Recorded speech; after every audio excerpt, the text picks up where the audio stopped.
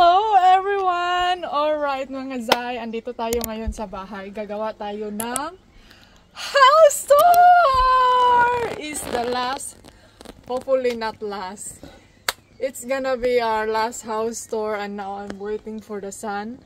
So magagawa lang kami ng montage at saka gagawa din ako na I'm just gonna make some little bit explanation and some memories in the other places where we've been and everything and etc.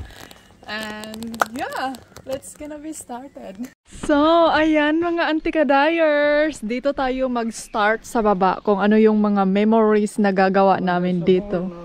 Huh? There's some sun coming now. Yeah. So, where you go? I have to film here, ha? Gagawa lang si Dodong ng 360. So, ayan, dito tayo. Siyempre, pinatay na namin yung nagpa-fountain kami kanina. So, ayan mga antikadayers, as you can see, dito kami laging nagtatambay ni Dodong. Lagi kaming nagsistay dito every time na maganda yung weather. Tapos dito si Phyllis. So, yan. Yan yung view natin dito. Yun yung pavilion namin. Na hindi namin siya masyadong ginagamit kasi yun nga, nilalagyan namin siya ng mga anik-anik namin. So ito, marami akong magagandang memories dito kasi first time ever in my life mga Zay, ang inyong antikadayers nagtampisaw diha murag pato. So murag init siya day. Tanggalin ko muna tong jacket ha. So bigyan ko kayo ng pamontage.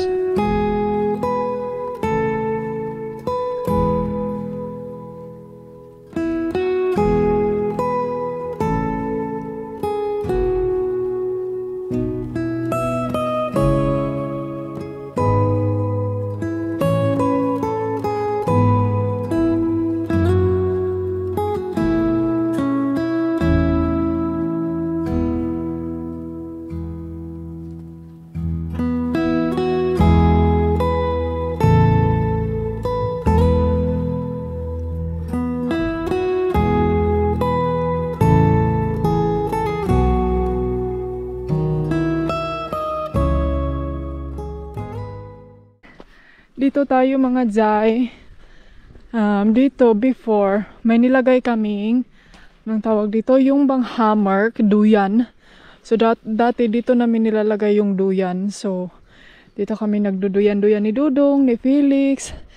And then yeah, yan yung memories namin, yan yung rose na tinanim namin na since pagdating ko dito sa Denmark. So, dyan ako nagsasampay. As you can remember, mga antikadayers, comment down below. Nagsasampay ako dito ng mga nilabhan. So, ito, hindi ko sure kung ilang years na itong mga plants niya na ganito. But, I'm sure na, yeah, matanda na ito, day.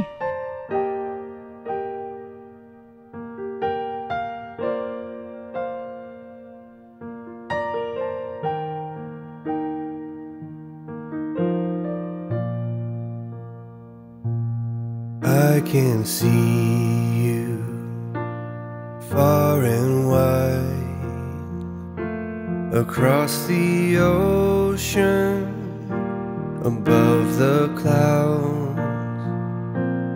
In your presence I am free.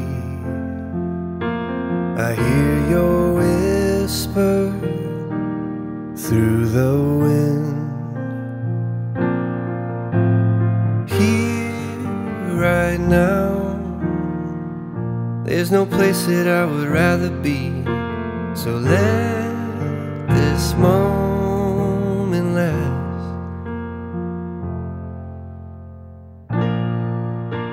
I've searched myself, I've tried to figure out. So, andin dito, I think twice lang kaming nakapag chill, nakapagkain kasama si Bianan at saka yung boyfriend niya last time. So hindi kami masyadong nag-chill dito kasi mas prefer namin doon, makikita kasi namin yung view. So dito tayo and then yeah, itong eagle galing daw ito sa Spain pero hindi ko talaga maalala, no? And then dito tayo sa taas. And Ay, hinihingal ako dahil. So, dito kami mostly nag-standby. Yan yung flowers. Yan yung view. Makikita nyo dyan sa labas. Ayan. Ayan dito. Dito kami kumakain ng ano namin, like dinner or pag may bisita, dyan kami.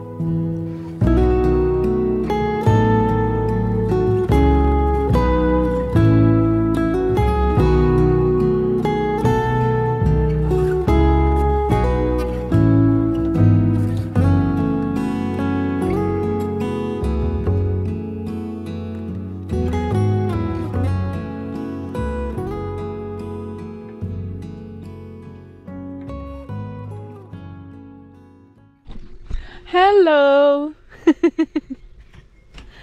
Your light is on all the time. So, ayan, dito tayo sa loob. Ito yung bagong achieve namin dito sa loob, mga Zay. As you can see, ang dami naming change. Ito siya. And then, lalo na yung carpet. And then, yung kusina. Mamimiss ko to dito, mga Inday. Kasi dito tayo laging nagluluto. Dito tayo, mga Inday, nagluluto all the time. As you can see sa mga video ko dito, no? So, pero yan, kukunin ko yung mga glass dyan. Lalo na ito, mga Day. Lalo na yan, kukunin ko yan kasi mga memories yan, ibyanan. So, yan yung banggira natin dito. Dito ako lagi nagluluto. Ay, mamimiss ko talaga to. Baka may ano pa to dito, Day. May lechon. Ay, wala nag-lechon, Day. So, mamimiss ko to dito na area, no? And then, ito yung sala namin. Maraming mga nangyayari dyang maganda. Yan, lagi kami dyang nagbe-breakfast. As you can see, may fresh tayong mukha. May ngarag na mukha. So, dito yung TV namin, mga antikadayers. So, yeah. And then, hopefully, no, na naging masaya kayo sa mga memories din natin dito. And, mamiss ko talaga to, mga antikadayers. As in, hindi sa mamiss lang. Mamiss ko talaga ng sobra to dito. Kasi ang liit lang niya. Tapos, alam niyo yung mabilis lang linisan. Mabilis lang Hi, my love, where are you now? I'm here. Tsare. O, diba? So, ito yung sala. Tapos, dito na yung kusina. And then, dito yung mga food namin last time. So, diba? Medyo hawan na siya dyan, Day. And then, ito yung hagdanan papunta sa taas. So, as I say all the time before, bawal ang mga lasing dito. Mga lasinggero. So, dito may salamin ako. Yan. Sa ating pa-OOTD.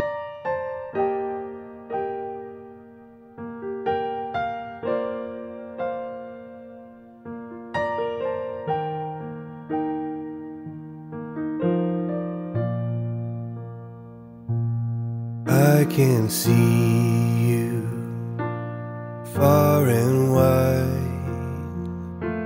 across the ocean, above the clouds. In your presence I am free. I hear your whisper through the wind.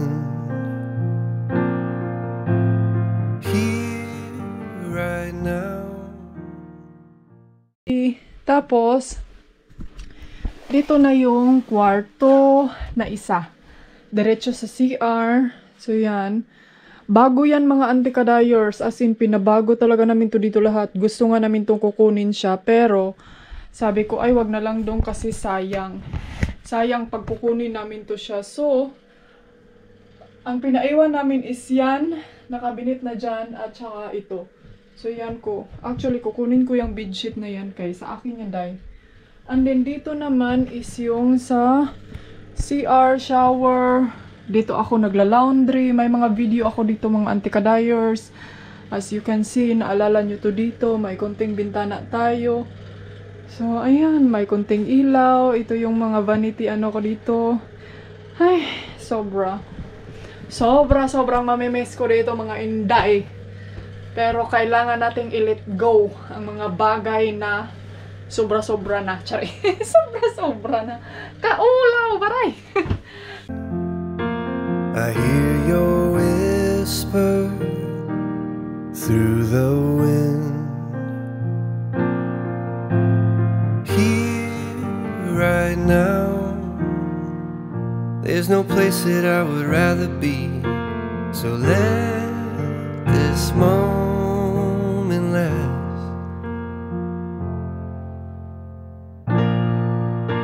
I've searched myself,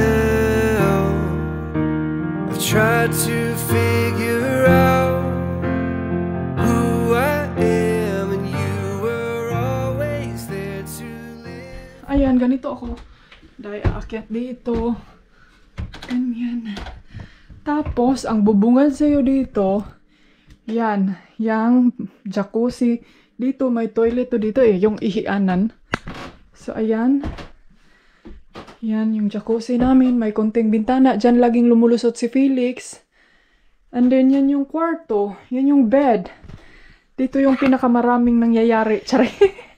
Lagi kaming nanonood ng TV dito, dahil kaya may TV dyan. Ito yung salt na light. Yan, dalawa yung meron kami.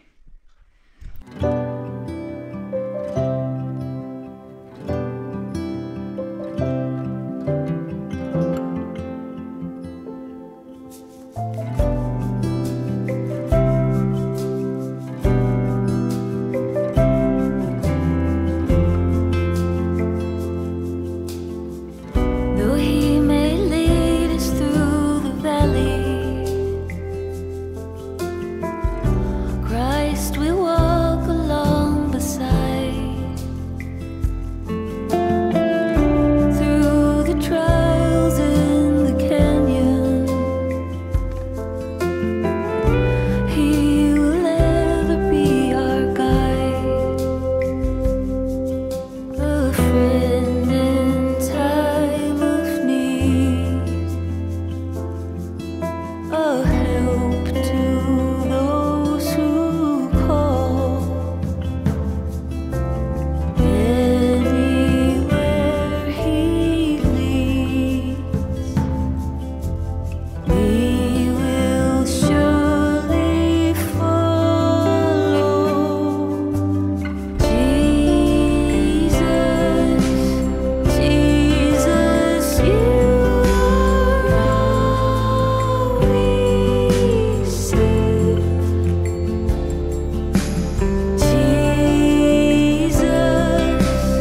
Jesus, we surrender everything.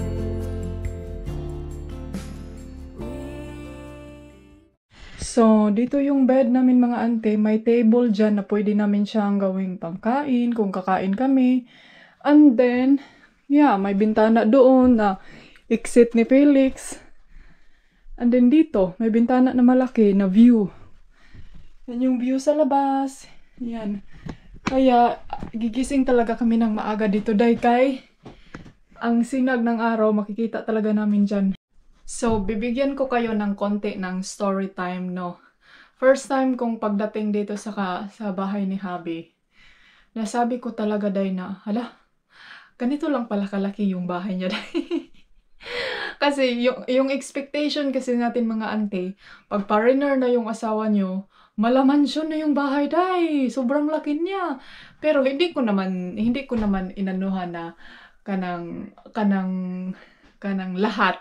Kasi may mga foreigner naman talaga na maganda yung bahay. I mean, maganda naman yung bahay ni Mr. Pero, yung malaki talaga ba, no? Meron naman talaga mga foreigner na ang laki ng kanilang mga bahay. Yung pagdating mo na parang kagaya ng bahay nila Merian, di ba? Nakita nyo yung bahay nila Merian na grabe, ang laki ng backyard. So, yun yung parang ini-expect ko last time. Tapos, pagdating ko dito, ang liit lang.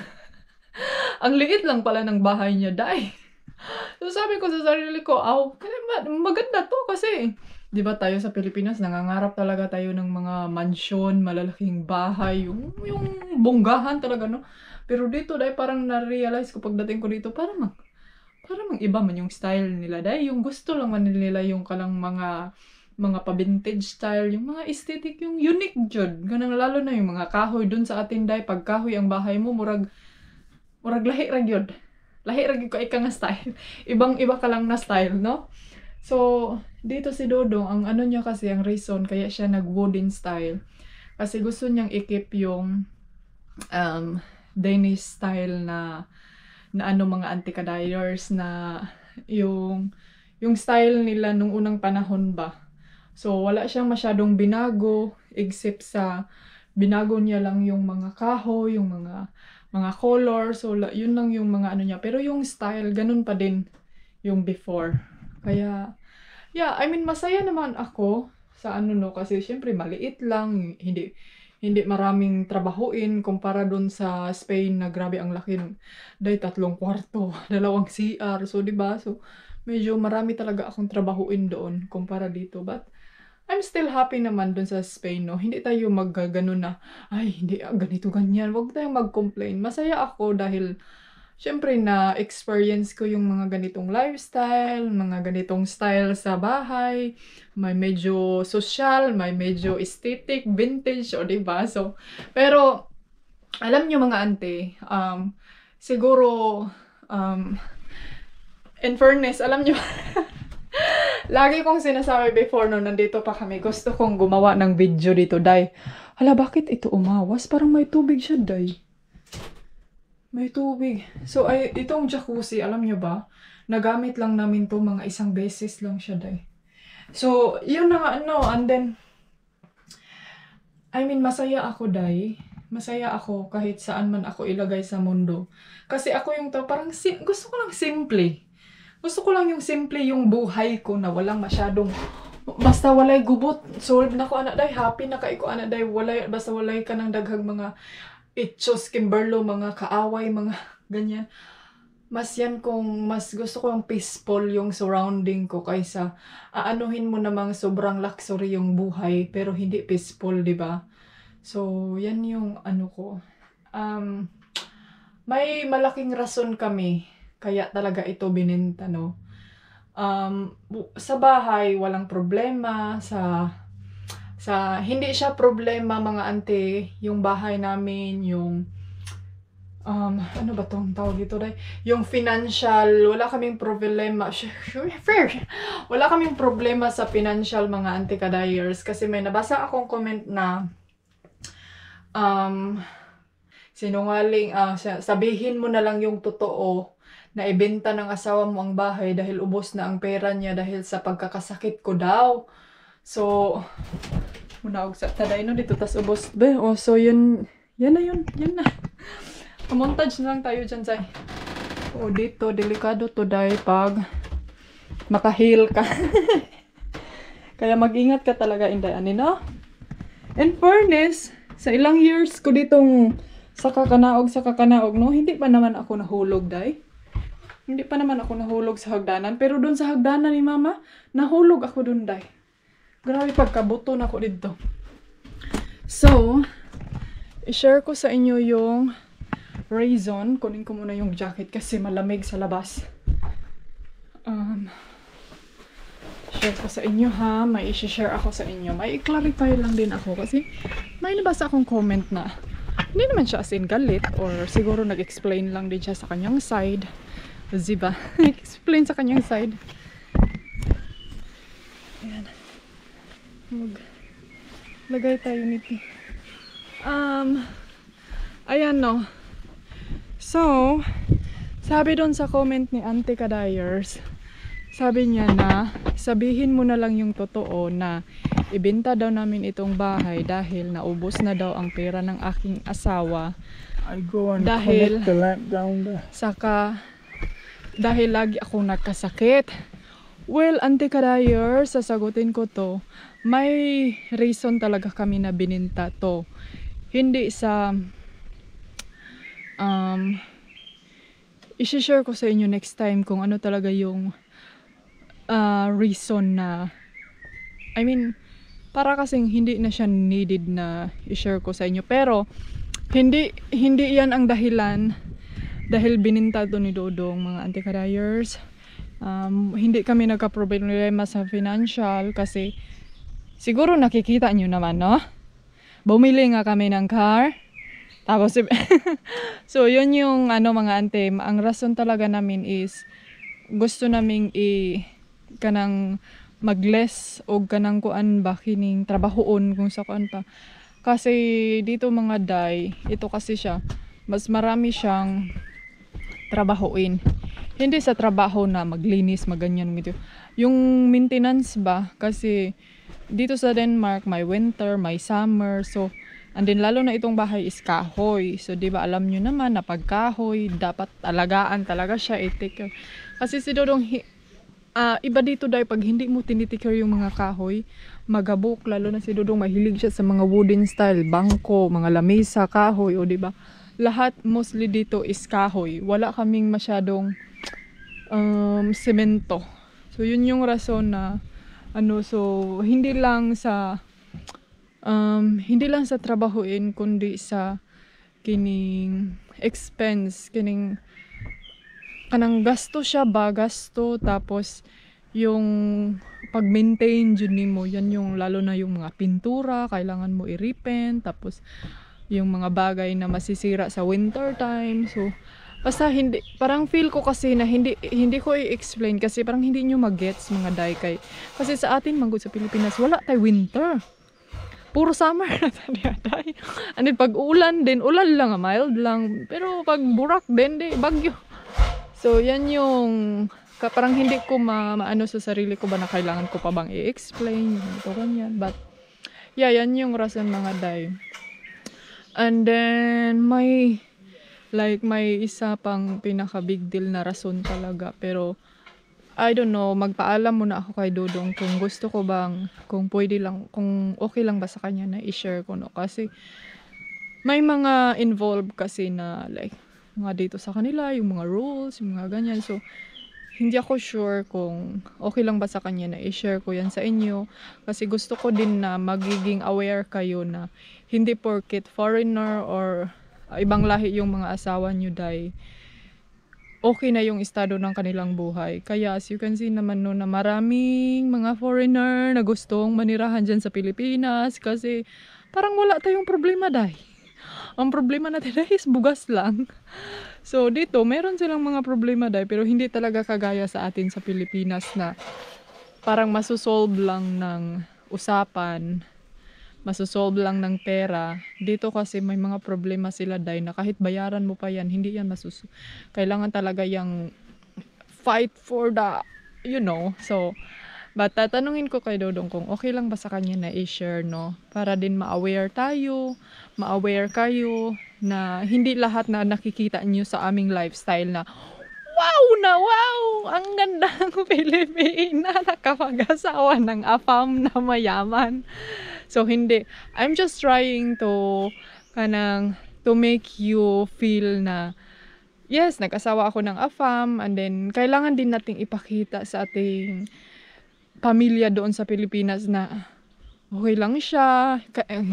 Kaya nga alam nyo, minsan pag mag-share ako ng nagkasakit ako yung boy. Hindi naman kasi maganda dahil i-share ko dito na grabe ka nang. Minsan, sa totoo lang, umiiyak ako mga Auntie Kadayers, lalo na sa mga problema na mga bagay. Except, ang sinishare ko lang talaga na problema mga auntie is yung yung health ko. So as you can see, marami akong mga health problem dito sa social media kasi aking buhay yan eh.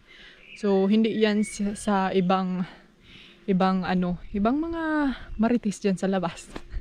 So So, yun yung point ko mga anti-kadayers. Pero wag kayong matakot. Mag-asawa pa din kayo ng apam para tayo ay makaahon sa kahirapan dyan sa Pilipinas. At tayo ay maka-experience sa buhay ng abroad. So, pero marami akong mga na-learn, na-realize na maganda pa din ang Pilipinas. I mean, maganda man dito kasi hindi ko pa din i-give up yung lifestyle ko dito sa Europe or buhay ko sa Europe, no? Kasi kung wala din ako dito, syempre wala din akong mga natutunan, mga wala din akong hindi din ako nabibiyayaan ng blessing na lang, be, wag mo na yang bibiyaan kay hindi ka makalitok. Hindi din ako nabibless ng mga ibang bagay, di ba? So, I'm still blessed na nandito ako, kaya hindi ko din to i-give up yung lifestyle namin sa Europe. Either sa Spain, pero dito sa Denmark, parang hindi ko talaga kaya mga anti-kadayers yung nila, yung mga patakaran, yung mga rules, yung mga everything. Okay lang mag-vacation dito, ganyan, magpasyal pala sometimes. Pero like yung dito ka talaga. Kasi kailangan, every country mga anti-kadayers, kailangan talaga natin na kanang, di ba pag tayo ay aalis sa Pilipinas ng ilang years, and then pagbalik natin, parang nanibago tayo na, uy, anong nangyayari dito? Ganito na palaga, ang mahal na pala ng asin, parang ganyan na nagbago na pala, gaganituhin na pala paggamit ang mga ganyan. So, ganyan din kami mga anti-kadayers, lalo na kasi hindi kami all year dito. So, ang mangyayari, parang manibago kami sa mga bagay-bagay. Alam niyo yung ganun. Pero, may mga, like example, sa Spain, pagbabalik kami doon, hindi kasi siya as in komplikado kumpara dito. Parang ganun ba? So, kagaya din dyan sa atin sa Pilipinas. Pero, basta, comment down below na lang kung nagets ba nyo. Kung nagets ba ninyo ang explanation ko dayoy. Kaya tayo, no, minsan masasabi ko na, wag tayong maglaging complain, lalo na pag wala tayo dito sa lugar. Lalo na pag wala tayo sa... Yan yung sabi ni Dodong na wala naman siyang, wala naman siya kining problema. Pero, ang nakakuan lang man dyan, ang problema dun is, yung hindi kami dito lagi. Kaya maraming nagbabago na hindi natin alam na, uy, nagbago na pala yung gasoline station. Ganito na pala siya gamitin, no? Tignan lang natin, mag-awas na yung gasoline station. Ganon. So, uy, gaganituhin na pala yung tapos, ikaw, pagbalik mo dito, bakit ganito, ganyan? Dami mo reklamo. So, kasi hindi ka dito, dahil hindi ka nakatira ng all year dito. Ganyan din tayo sa Pilipinas. Pag uuwi natin doon, ang dami nating bulala, dahil hindi nga na tayo nandun, no? So, hindi natin alam kung ano yung mga pinagpalit nila, change nila. So, kaya, kung hindi na talaga kaya, dahil dyan na tayo magreklamo na, hindi talaga natin kaya. So, yan yung namin na, pipili kami ng lugar kung saan talaga namin, kung aalis kami, hindi kami mawawala pagbalik. Parang ganoon ba? So, nag-iisip talaga kami ni Dodong either Spain or Philippines or Bali. So, yan yung pagkatapos dito sa Denmark. Kasi si Dodong hindi talaga yan siya mabubuhay dahil na mag-stay lang sa isang lugar. So, kailangan siya ng pipili ng isang lugar na pwede niyang pag-landingan, tapos babalik na naman sa isang lugar na hindi siya masyadong alam niyo yung na-lost. I'm lost now. Where is the, So, ganun yung point ko mga anti-kadayers. Pero, syempre, miss din natin. Pero, mamimiss kasi natin yung lugar na lalo na kung saan ka bumabalik-balik. Lalo na kung dyan ka laging lumalanding, di ba? Pero okay lang din yun, at least may mga na-learn tayo, may mga natutunan tayo sa every places. May matutunan talaga ka, may ma-learn ka talaga anti-kadayers kung magstay ka dyan ng like more than 5 months, 6 months, ganun. Pero kung magstay ka lang dyan ng 1 week, gamay rin na dahi. Kunti lang yung mali-learn. Basic lang yun, basic. Pero yan yung rason mga ante, wala kaming problema sa pera, pero hindi yan yung problema namin, at saka hindi yan yung dahilan na binenta namin tong bahay na to mga day. So, siguro nakikita nyo naman din sa situation ng inyong ante, ng inyong inday ani, no? Kasi, parang linis dito, linis. Walang katapusang linis. But, yeah, I'm still happy. Masaya pa rin ako dito sa maliit na paradise namin. Ano na si Dodong, oh. Ayun, naglilinis na naman siya, day. Nagpupok-pokers na naman siya. Walang katapusang pokpok. Oh, dito, walang katapusang trabaho siya, day. Pag nandito kami sa bahay, either machine, vacuum, gabas, lansang, martilyo, tanan, best friend na niya, day. So, pag-expect na lang gid nga araw-araw may nagsisinso. At ay, dapat be thankful tayo, no? Be thankful, masaya pa din. Masaya pa rin ang buhay. Kayo ba? Kayo kung kayo yung papiliin, mas prefer nyo bang magstay sa isang lugar or mas gusto nyo ding ma-experience yung half year dito, half year doon? I mean, hindi ko sinabing Spain or what, anywhere in the planet, like 6 months sa Mars, 6 months sa Pluto, 6 months sa Venus. Yung ganun na lifestyle sa buhay. Gusto nyo ba yung ganun? Pwede nyo din yung gawin. Magpunta kayo 6 months sa Davao, 6 months sa Manila. I-try nyo, day. Kaya patawa lang ninyo, inday, ani mga day. Tulungan ko muna si Dodong doon, ha? Wala na talaga ay araw, day. Tapos na si Mr. Sun. So, anuhin ko muna to, no? Kay, para matapos na ito si Dodong, ipalagay daw niya to sa box, mga day. Box. Dito namin nilalagay ito. So, alam nyo na kung saan nyo nakawin. Kung gusto nyo nakawin. Diyan namin ito nilalagay. Then yung iba, binalik na niya sa ilalim. Kaya tapos na siyang nag-video, nag-picture, nag-photograph sa kanyang sarili. Ayan.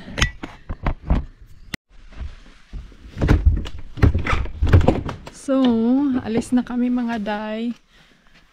Paalam bahay.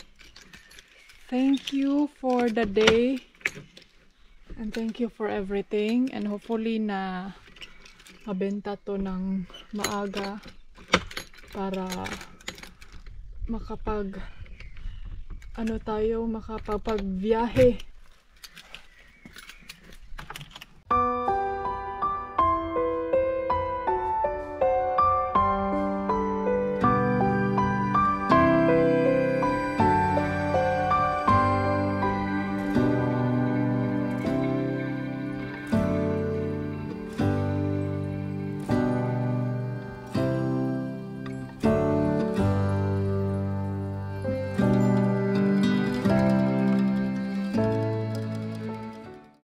So, paalam bahay. See you next time. May mirror pala kami dito.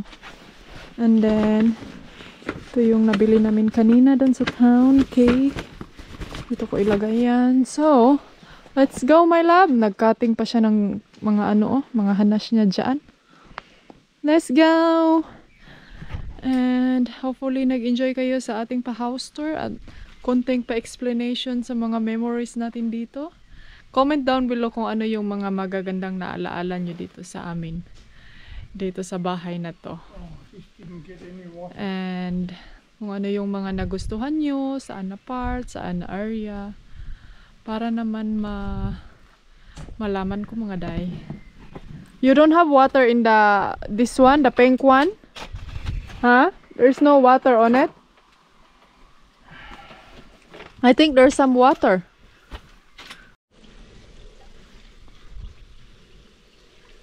Plantito, kaya kong Dodong ay. Plantito. Hey darling, can I tell you what's been on my mind? Sick and tired of the 9 to 5 in the city light. Hey darling,